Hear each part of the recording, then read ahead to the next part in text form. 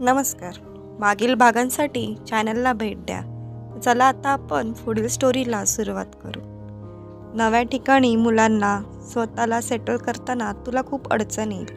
आता आपल्याला बाळ तसंही नकोय. मी हे विचार करत होते. काही वेळानंतर मी म्हटलं, श्रुतीला यापुढे मूल होणार नाही. ती खूप डिप्रेशनमध्ये आहे. बाळाचं आगमन तिचं डिप्रेशन दूर करेल असं मानसोपचारवाले डॉक्टर सांगतायत. आपण हे बाळ तिला दिलं तर? तुला वेड लागलंय का? आपलं मूल दुसऱ्याला कसं देता येईल? काय हरकत आहे? श्रुती अन गगन आपल्याला परके नाहीत. तसंही हे मुलं आपल्याला नकोय. तुम्हीच म्हणालात अबॉर्शन करून घे म्हणून. मग जर हे बाळ जन्माला घालून त्या दोघांच्या ओटीत घातलं तर बालहत्येचं पातक नको. शिवाय श्रुती, गगन, त्यांची आई सगळ्यांनाच किती आनंद होईल विचार करा. मला 9 महिने गर्भभार वहावा लागेल. प्रसूती वेदना सोसाव्या लागतील. पण श्रुतीसाठी, काकींसाठी आणि गगन भाऊसाठी मी ते करायला तयार आहे. पण गगन आणि श्रुतीला ते मान्य होईल का? विचारून बघू, मग निर्णय घेऊ. आम्ही जेव्हा श्रुतीला व गगनला, काकींना ही गोष्ट सांगितली तेव्हा त्यांचा विश्वास बसेना. असं कसं होईल? गगननं म्हटलं. तू तुझं बाळ मला देशील? श्रुतीचा अजूनही विश्वास बसत नव्हता. असं समज की तुझंच बाळ आहे, फक्त माझ्या गर्भात वाढतंय. देवकीचा बलराम जसा रोहिणीच्या गर्भात वाढला तसा पुराणात या विधीला संकर्षण नाव दिलंय. हे बाळ जर मुलगा झाला तर त्याचं नाव संकर्षण ठेवा. तुमच्या मायेत तो मोठा होईल.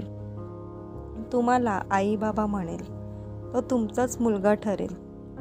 मी श्रुतीच्या पाठीवर हात ठेवून तिला समजावलं. आपल्या घरात बाळ येणार या कल्पनेनंच श्रुतीचे डोळे आनंदानं चमकले.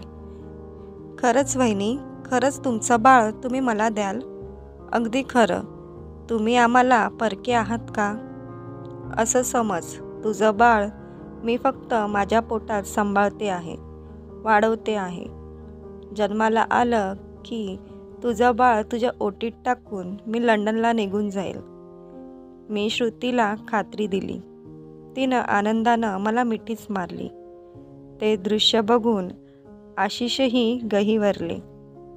लहानपणापासूनची गगनची मैत्री, त्यानं त्याच्या आईनं आशिषसाठी व त्यांच्या बाबांसाठी केलेली मदत, घेतलेले कष्ट, हे सगळं आशिषनाही कळत होतं. त्यामुळे आपण जर त्यांच्या उपयोगी पडू शकतोय तर हे एक महान कार्य उरकल्यानंतरच मी लंडनला यावं हे त्यानं मान्य केलं. आमच्या मुलांचंही हे शैक्षणिक वर्ष इथेच पार पडेल याचा मलाही आनंद झाला. दिवस भराभर उलटत असतात. बघता बघता माझे गरोदरपणाचे 9 महिने पूर्ण झाले. नॉर्मल बाळंतपण झालं. मुलगा झाला. मी हॉस्पिटलमधून घरी जाताना बाळ श्रुतीच्या ओटीत घातलं. आशिष आम्हाला घ्यायला आले होते. इथलं घर बंद करून मुलांना घेऊन मी लंडनला गेले.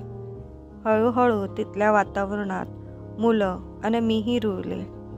अधूनमधून फोनवर भारतात गगन श्रुतीशी बोलणं व्हायचं.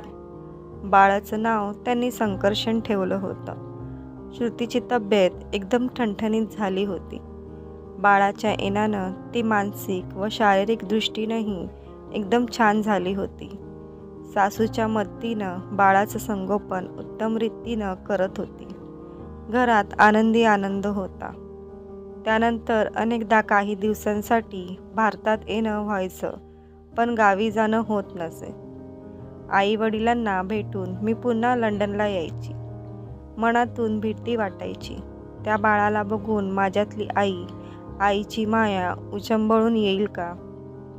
कधी कधी वाटायचं 9 महिने पोटात सांभाळलं ते बाळ आपण का देऊन टाकलं.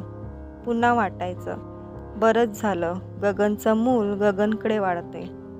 माझ्या डोळ्यासमोर सतत असतं तर कदाचित अपराधीपणाची भावना मन कुरतडत राहिली असती.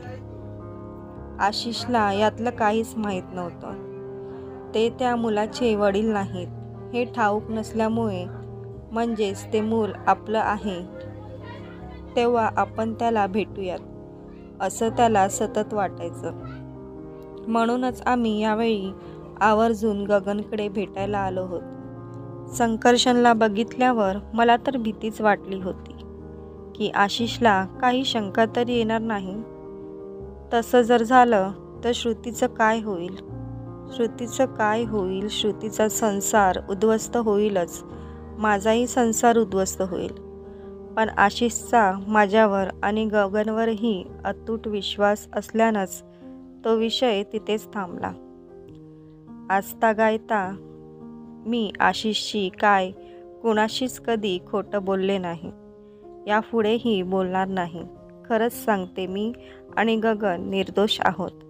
आम्ही विश्वासघात केला नाही किंवा व्यभिचार केला नाही. तो बलात्कार देखील नव्हता. उद्ध्वस्त मन आणि थकलेल्या देहाला त्या क्षणी फक्त आधार हवा होता. भावनिक मानसिक आधार नकळत दैहिक झाला. तेवढीच चूक, पण त्यामुळे श्रुतीला केवढा मोठा दिलासा मिळाला. तिची मातृत्वाची आस पूर्ण झाली. त्यांचं आयुष्य उजळून निघालं. आणि आता हे रहस्य कधीच कुणाला कळणार नाहीये. तर मित्रांनो, तुम्हाला जर स्टोरी आवडली असेल तर व्हिडिओला लाईक करा आणि चॅनलला नक्की सबस्क्राईब करा.